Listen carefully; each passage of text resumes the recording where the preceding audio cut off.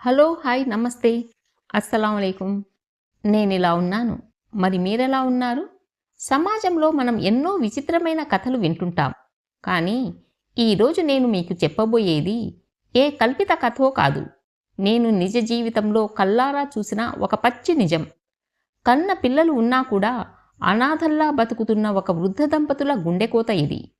సాధారణంగా వయసు పైబడినప్పుడు తిండి మీద ఆశలు పెరుగుతాయి అంటారు. నోటికి రుచిగా ఏదైనా తినాలనిపిస్తుంది. కానీ నేను చూసిన ఈ 60 ఏళ్ల వృద్ధ దంపతులు తమకు ఎంతో ఇష్టమైన తిండిని, చిన్న చిన్న చిరుతిళ్లను ఇప్పటి నుంచే పూర్తిగా మానేశారు. ఆకలి వేస్తున్నా కడుపు మార్చుకుంటున్నారు. నోరూరుతున్నా మనసును రాయి చేసుకుంటున్నారు. వాళ్లకు డబ్బులు లేక కాదు, లోభితనంతో కాదు. వాళ్ళు అలా నోరు కట్టుకోవడానికి వెనక ఉన్న కారణం వింటే కరిగే గుండె ఉన్న ప్రతి ఒక్కరి కళ్ళు చెమరుస్తాయి.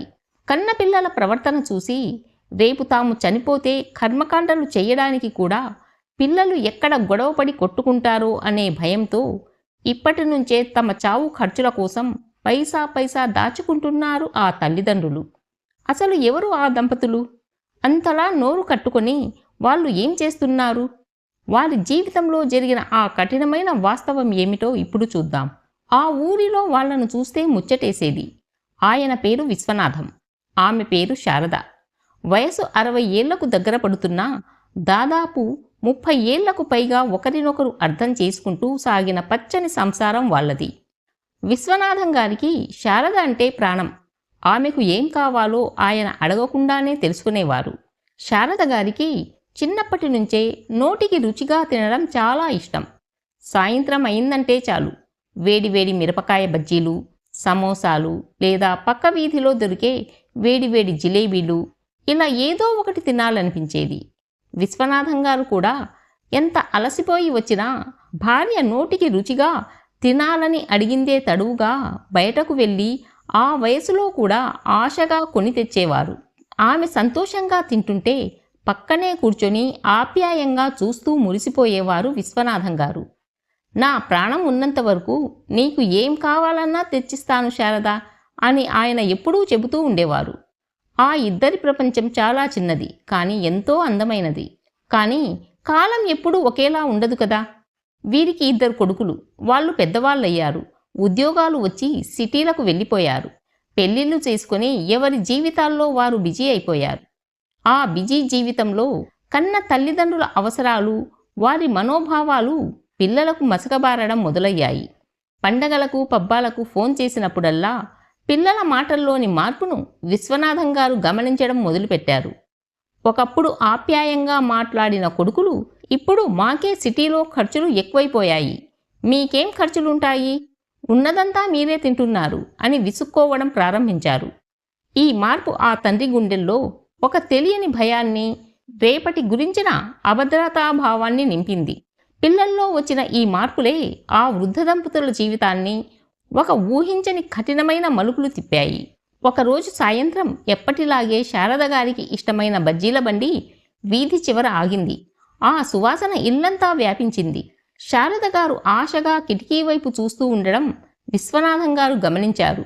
ఎప్పుడూ భార్య అడగక ముందే పరుగెత్తుకెళ్ళి కొని తెచ్చే విశ్వనాథం గారు ఆ రోజు మాత్రం అలాగే కూర్చుండిపోయారు. ఆయన మనసులో ఒక పెద్ద తుఫాను నడుస్తుంది.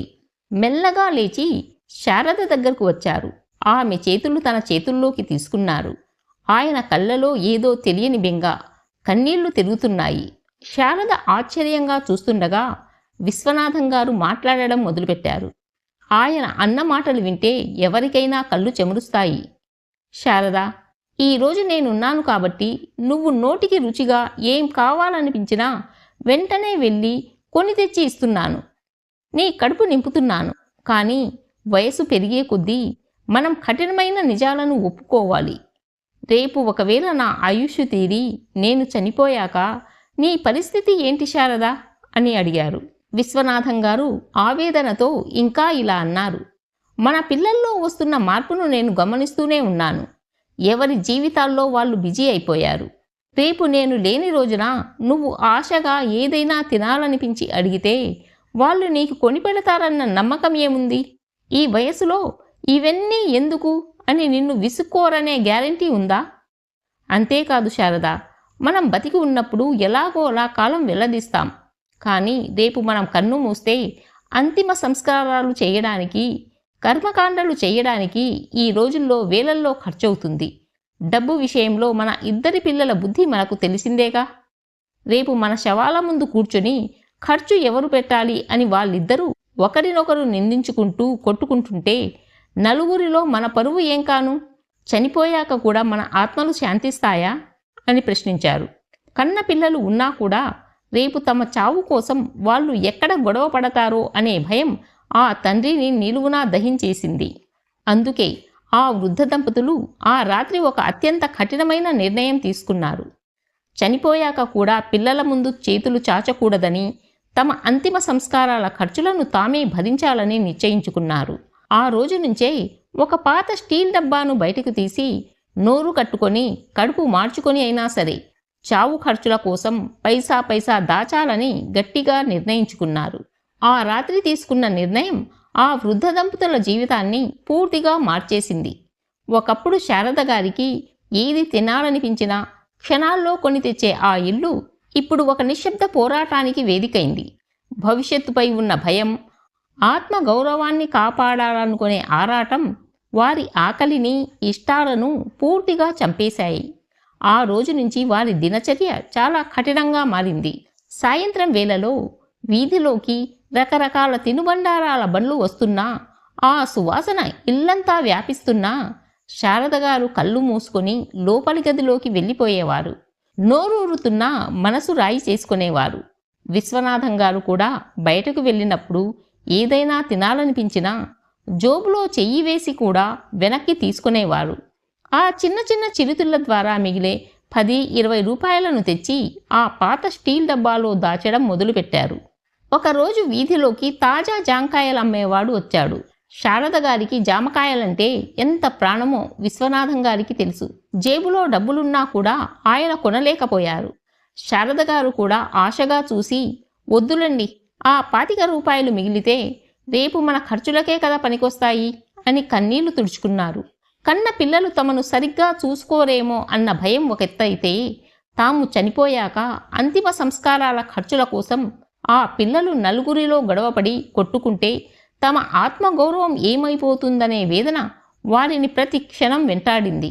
అందుకే బతికుండగా నోటికి రుచిగా తినకపోయినా పర్వాలేదు, కానీ చనిపోయాక ఎవరి ముందు చేతులు చాచకూడదు, ఆఖరికి కన్న పిల్లలకు కూడా భారం కాకూడదు అని ఆ వృద్ధ దంపతులు కఠినోపాసాలు ఉండడానికైనా సిద్ధపడ్డారు. అలా రోజులు వారాలుగా, వారాలు నెలలుగా మారుతున్నా వారి నోరు కట్టుకున్న జీవితం మాత్రం అలాగే సాగింది. ఆ స్టీల్ డబ్బాలో చిల్లర నాణాలు, 100ల నోట్లు పెరుగుతున్నాయి. కానీ వాటితో పాటే వారి గుండెల్లోని నిశ్శబ్ద రోదన కూడా పెరుగుతూ వచ్చింది. కాలం అలా గడుస్తున్న కొద్దీ ఆ వృద్ధ దంపతుల ఇల్లు మరింత నిశ్శబ్దంగా మారిపోయింది. ఒకరోజు హఠాత్తుగా పెద్ద కొడుకు, చిన్న కొడుకు ఇద్దరూ కలిసి ఇంటికి వచ్చారు. చాలా రోజుల తర్వాత కన్న పిల్లలను చూసిన ఆ తల్లిదండ్రుల కళ్ళలో ఒక్క క్షణం ఆనందం మెరిసింది. కానీ ఆ ఆనందం ఎంతోసేపు నిలవలేదు. ఎందుకంటే ఆ పిల్లలు వచ్చింది కన్న తల్లిదండ్రుల క్షేమ సమాచారాలు అడగడానికో, వారికి నచ్చినవి కొని తినిపించడానికో కాదు, తమ స్వార్థం కోసం ఆస్తి గురించి మాట్లాడడానికి. పిల్లలిద్దరూ కూర్చొని, నాన్నగారు, మీ పేరు మీద ఉన్న ఆ పాత ఇల్లు అమ్మేసి మాకు డబ్బులు సర్దండి, సిటీలో మాకు చాలా ఖర్చులు ఉన్నాయి, వ్యాపారాలు పెట్టుకోవాలి అంటూ ఒత్తిడి చెయ్యడం మొదలుపెట్టారు. ఆ వయసులో తల్లిదండ్రులు ఎలా బతుకుతున్నారు, ఏం తింటున్నారు అనే కనీస ఆలోచన కూడా ఆ కొడుకులకు లేకుండా పోయింది. శారద గారు పిల్లల కోసం కనీసం కాఫీ అయినా ఇద్దామని వంటగదిలోకి వెళ్ళారు. కానీ అక్కడ పాలు లేవు. పాలు కొనడానికి కూడా పైసా ఖర్చు చేయకుండా ఆ వృద్ధ దంపతులు నోరు కట్టుకొని బతుకుతున్నారు. ఖాళీ గిన్నెలను చూస్తూ తన కన్న పిల్లలకు కనీసం ఒక కప్పు కాఫీ కూడా ఇవ్వలేకపోతున్నానని శారద గారు లోపల ఏడుస్తుంటే, బయట హాల్లో మాత్రం కొడుకులిద్దరూ డబ్బుల కోసం విశ్వనాథం గారిని విసుక్కుంటున్నారు.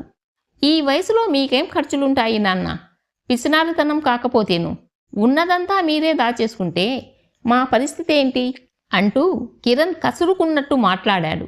కన్న పిల్లల నోటి నుంచి వచ్చిన ఆ మాటలు విశ్వనాథం గారి గుండెల్లో ఈటెల్లా గుచ్చుకున్నాయి.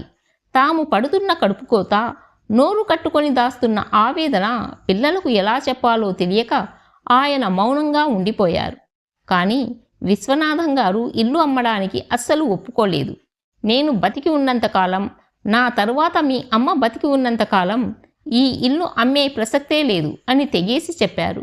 ఆ ఆస్తి కోసం తల్లిదండ్రుల తిండిని కూడా తప్పుబట్టిన కన్నపిల్లల బుద్ధి చూసి వారు తీసుకున్న ఆ కఠినమైన నిర్ణయం ఎంత నిజమో, ఎంత అవసరమో ఆ వృద్ధ దంపతులకు మరోసారి స్పష్టంగా అర్థమైంది. కాలం ఎవరి కోసమూ ఆగదు. ఇల్లు అమ్మడానికి విశ్వనాథం గారు ఒప్పుకోలేదనే కసితో కొడుకులిద్దరూ తల్లిదండ్రులను పూర్తిగా వదిలేసి వెళ్ళిపోయారు. కనీసం ఫోన్ చేసి కూడా క్షేమ సమాచారాలు అడగలేదు. అలాంటి ఒంటరితనంలో ఒకరోజు రాత్రి విశ్వనాథం గారికి తీవ్రమైన గుండె నొప్పి వచ్చింది. హాస్పిటల్కు తీసుకెళ్లడానికి కనీసం అంబులెన్స్ పిలవాలన్నా పక్కన పిల్లలు లేరు. ఆ రాత్రే శారద గారి చేతుల్లోనే విశ్వనాథం గారు కన్నుమూశారు. మరుసటి రోజు ఉదయం కొడుకులిద్దరూ వచ్చారు. కన్న తండ్రి చనిపోయాడనే బాధ కంటే వారి మనస్సంతా అంత్యక్రియల ఖర్చుల మీదే ఉంది. రఘు తమ్ముడిని పక్కకు పిలిచి, ఒరేయ్, బాడీని శ్మశానానికి తీసుకెళ్లాలన్నా 10 రోజుల కర్మకాండలు చేయాలన్నా కనీసం 1,00,000 రూపాయలవుతాయి. నువ్వు సగం డబ్బులు ఇవ్వు అన్నాడు. దానికి కిరణ్ విసుగ్గా, నా దగ్గర పైసా లేదు, నువ్వే పెద్దవాడివి కదా, ఆ ఖర్చంతా నువ్వే పెట్టుకో అని మొహం చాటేశాడు. కన్న తండ్రి శవం ముందే ఆ ఇద్దరు కొడుకులు డబ్బుల కోసం అసహ్యంగా గొడవపడడం మొదలుపెట్టారు. ఆ గొడవ విన్న శారద గారు మెల్లగా లేచారు. కన్నీళ్లు తుడుచుకొని గుండె నిబ్బరం చేసుకొని లోపలి గదిలోకి వెళ్లారు. 5 ఏళ్లుగా దాచుకున్న ఆ పాత స్టీల్ డబ్బాను, దాంతోపాటు కొన్ని కాగితాలను తెచ్చి ఆ కొడుకుల ముందు ఉంచారు. ఆమె గొంతులో దుఃఖం, ఆక్రోశం కలగలిసి వచ్చాయి. ఆపండిరా మీ శవరాజకీయం, ఆపండి అని గర్జించారు. ఇదిగోండి, ఇందులో 2 లక్షల రూపాయలున్నాయి.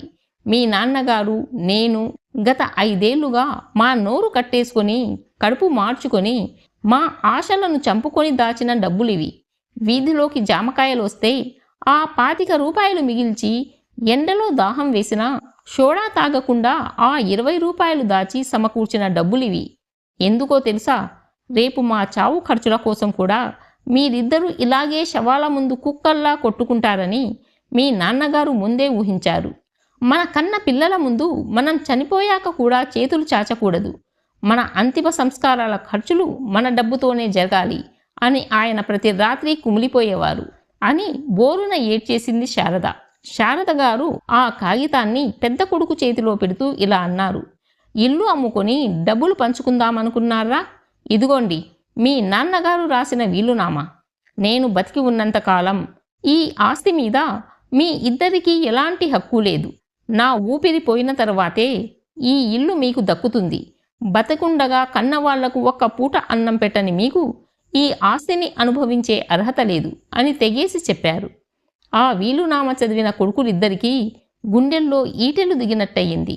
తమ తల్లిదండ్రులు తిండి మానేసి చావు కోసం డబ్బులు దాచుకున్నారనే నిజం, తాము ఆస్తి కోసం ఎంతలా దిగజారిపోయామో అనే సత్యం వారిని నిలువునా దహించి వేసింది. పశ్చాత్తాపంతో, సిగ్గుతో తలదించుకొని తండ్రి కాళ్ల మీద పడి వెక్కి వెక్కి ఏడ్చారు. కానీ అప్పటికే కాలం దాటిపోయింది. విశ్వనాథం గారి ముఖంలో ఒక ఆత్మగౌరవ విజయం కనిపిస్తుంటే శారద గారు ఆ పాత స్టీల్ డబ్బాను గుండెలకు హత్తుకొని ఒంటరిగా మిగిలిపోయారు. కన్న పిల్లలు ఉన్నా రేపు తమ అంతిమ సంస్కారాల కోసం వాళ్ళు ఎక్కడ గొడవ పడతారో అనే భయంతో నోరు కట్టుకొని చావు ఖర్చుల కోసం దాచుకున్న ఈ వృద్ధ దంపతుల గాథ నేటి సమాజంలో ఎందరో తల్లిదండ్రుల నిశ్శబ్ద రోదనకు నిదర్శనం. ఆస్తిపాస్తులు కాదు, వృద్ధాప్యంలో వారికి కావాల్సింది మీ ఆప్యాయత, మేమున్నాం అనే ధీమా మాత్రమే. తల్లిదండ్రులను బ్రతికుండగానే ప్రేమించండి. వారు చనిపోయాక ఏడ్చినా లాభం లేదు.